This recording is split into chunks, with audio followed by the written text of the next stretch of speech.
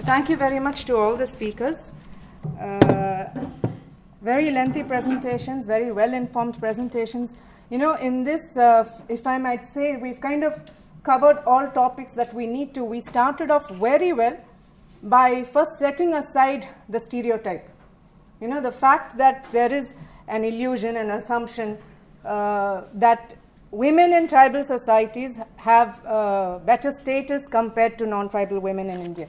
And ma'am went through a length of case studies and bringing in the example at even more length on the Naga case, on the Naga communities, to say that in fact, dominantly it is patriarchy.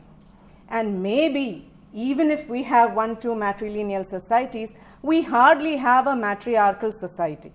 Okay, and maybe the text says the Garos are matriarchal, but the data does not say. Okay, so in fact, with respect to authority, okay, even if there are some societies where property inheritance is matrilineal, office positions are matrilineal, the question of authority and taking the final decision officially for things that matter lie with the men. So in that way, I think the tribal policy can now set aside the so-called status that tribal women fare better. And that's how I would look at ma'am's presentation. Very interesting, very detailed, and I leave it to the floor to raise further questions. I had one question on this, ma'am. I'm sorry, my limited knowledge. Schedule 5 Tribal Advisory Council. There is no reservation for women within the Tribal Advisory Council? Now there is, but that's what you were trying to say. 2005 alone it came. No, it was initiated in 2005, but I think it only became effective by 2016. Essentially when it became 6 schedule areas. They didn't have, I know. But then the women went to the court, and the court said that they were there in the village council courts, 25%, but not in which was given by the Naga council itself. Okay. But then urban local bodies is what the court insisted, and that's what. But that is only in Nagaland. I think not the other. The other northeast is equally that. So then that's a very important point to take into consideration. Because especially in Meghalaya they don't have. Meghalaya, All the entire tribal councils are manned by because we have been priding ourselves about Schedule 5 and Schedule 6 policy, and Schedule 6 policy giving more autonomy. Of course, there's a lot of debate to the internal tribal advisory council, but the question of gender then again becomes more important to take up or to specify in policy. This was the main point, that the Schedule 5 and Schedule 6 have talked of tribal autonomy, nothing about the women. In the name of conservation of In the cultural name rights, of- Yeah. there are various acts. I mean, this is a general, as Anjali Reddy pointed out, this is a general feminist discourse on tradition versus, women. All right. All over the world. Yes. I move into Or the. identity versus women. I know we have less time, but I will still go quickly onto each paper and then I will leave it to the floor. Enjoyed your paper thoroughly, ma'am, Shalina Mehta. I mean, I share a kind of same ideal that I would have rather preferred to be with natural resource management or livelihood than to be with gender equity, because, well, simply I feel being woman itself, I'm doing my job fine. There's no need to speak further on women. But yeah, but many things that you brought out, I just want to take up this concept of empowerment, and I think that's very, very important. There's been a lot of research and discussion about the empowerment of women, tribe or not. And even here in Andhra Pradesh with Chandrababu Naidu, there was this big program of Velugu. We shouldn't forget how women empowerment and self-help group is one big movement. And that has also gone to tribal areas. So we had this program called Velugu, and at that time, though I haven't written much, I've written one small article just to talk about how do you look at this concept of empowerment etymologically. And if there are people, women who are making playing such an active role in their livelihood activities, how can you say they don't have the power of decision making? And then from where are you going to empower them when they are already empowered? Unless, like all of development, you first go through the process of disempowerment without telling them and then claim to empower. So I- Comment as an That is external a very category. good- Externality is Yeah. not acceptable. That is exactly what I was thinking about when Anjali read her paper. I mean, you have already made them into PPTGs and then you want to. Many other points, but I will stop there, ma'am.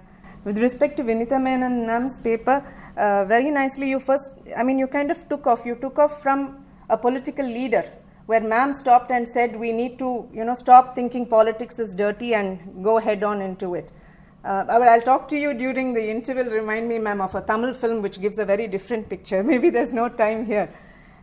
So you took up about a female leader, first panchayat, tribal panchayat, and spoke about how her lack of literacy was quite an obstacle in going ahead in playing her role well, and gave us a whole lot of statistics about the Human Development Index, the question of child sex ratio, everything that shows the female going down.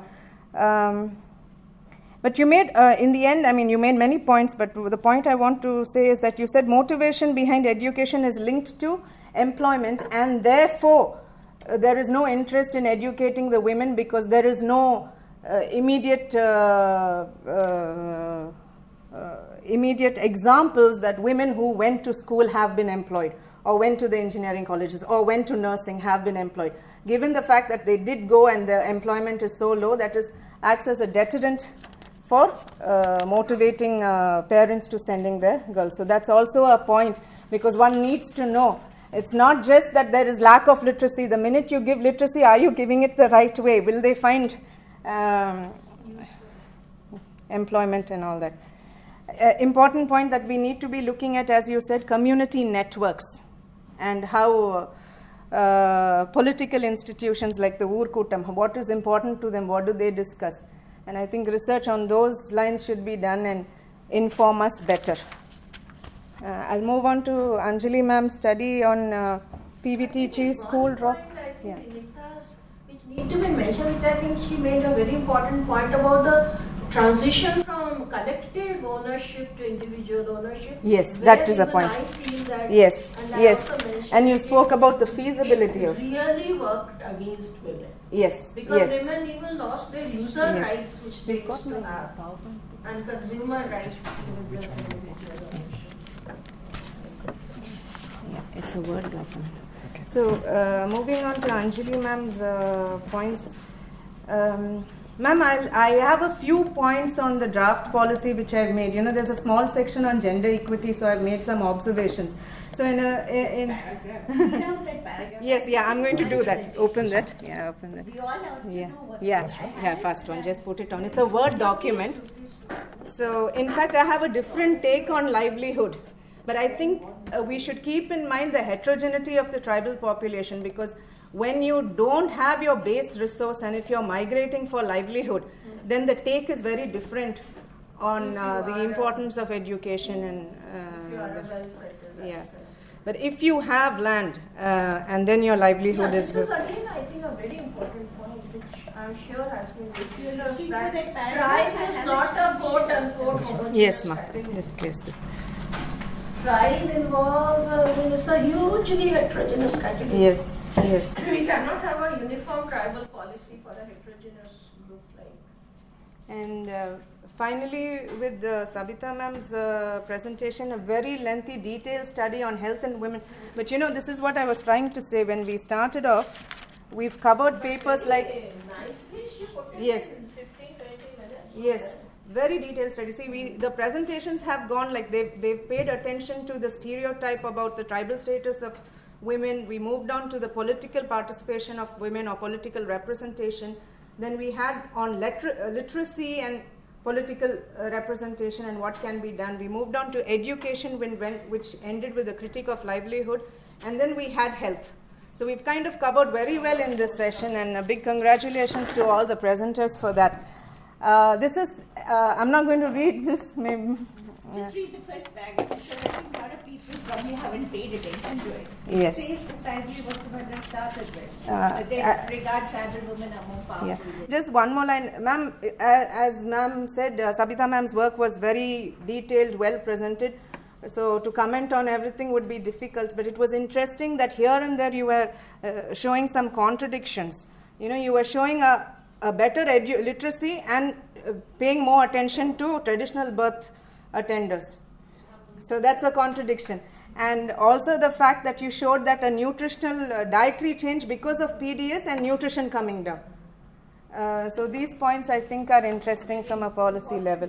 So raising the status of women in general and that of scheduled tribe women in particular is not just a moral imperative but also a strategic one. So within the framework of democratic polity, our laws, development policies, plans and programs have aimed at women's advancement in different spheres. In recent years, the empowerment of women has been recognized as a central issue in determining the status of women. Tribal women, while being a disadvantaged and vulnerable group, are nevertheless better placed in many respects than other counterparts in the general population, and in fact are in certain areas more empowered. They generally do not suffer segregation or lower status. This is also reflected in the higher sex ratio in relation to the general population. The child sex ratio of the scheduled tribe women also compares favorably in relation to the general population. But I was very surprised from Vinitha's paper that even Kerala, where is going down. Positive, yeah, that's the next point. However, the negative practices of the mainstream population seem to have started to percolate to the tribal population as well.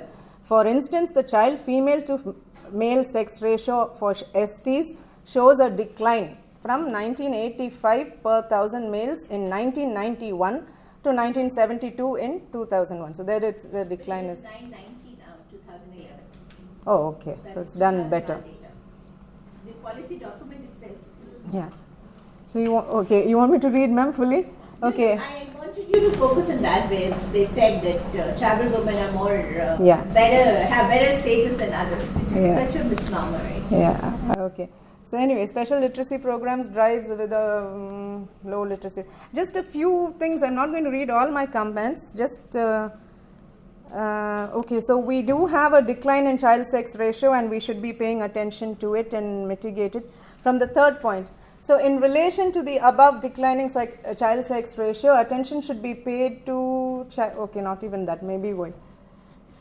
Linked to the above, there's something between infant mortality and child mortality which has been highlighted. Infant mortality is not so high with STs, but child mortality is higher. There's something like that in the World Bank report, so that kind of difference needs to be made. So linked to this data, gender equity should ensure livelihood security. This is my take. And this is where maybe I disagree with Anjali ma'am, but as I said, with different tribes. The often reported fact that the status of women among scheduled tribes is better is largely linked to their access and active participation in livelihood pursuits. This, however, is not always the case given the increasing rates of dispossession among scheduled tribes. Losing access to traditional resources as in land and forest has forced changes into traditional livelihood patterns which have made scheduled tribe women more vulnerable by losing much of their diversified livelihood patterns.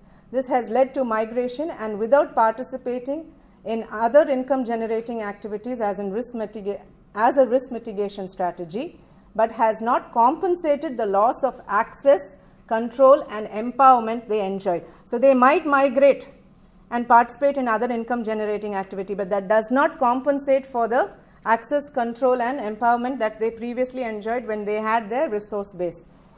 Now in this policy, the section on that also is too much of a stereotype, because most of the ethnographic data that I consulted do not even show that it appeared to be better. For example, Unithan Kumar has written for the Girasias, they were paid a bride price. So people say, oh, they are getting bride price, women are being paid bride price. But the data shows that those women's work, now they work in the agricultural field. So the family keeps telling them that, okay, we paid so much bride price for you, but you are not compensating enough for it. So they are still, like the upper caste women are always being told you didn't bring enough dowry. The tribal women were always being told that we paid bright price per view, but you're not working enough. Okay, but the access to work was there. Things are always there. Yeah. So like in the Naga case also, like this Enchil's Longchair's comment that because the entire Naga culture was evolving around headhunting and women did not headhunt. So they were completely almost being treated as semi-human. I mean, humans, like men, establish their identity, their fertility, their sacred, their political power, everything through headhunting. But women not being party to it were almost non-persons. Yeah, but to that I must add that there are several studies to show that Naga women became the peace brokers. No, that In the of case course. of, so they did have the ability to. That was also an institution which they had because see, the men were always fighting. So a woman would be wife to one of the warring parties, sister to the other. And that woman had this, what they used to call, she was called a fullela or something, that she had the diplomatic immunity. So when the fighting was going on, this woman would walk into it. And then both the parties would stop because she's wife to one, sister to another, and she had the negotiating power to stop. So Nagas still practice the same, even in terms of where they even have these today, like the mother, the Naga mothers. So women always had a role in the peacemaking process. True, and I sometimes think that women So have been. actually, we never have so much time in this discussion to go into the entire. That's the thing. So we should talk later. So maybe I can actually stop and let the floor start on, and this can be circulated.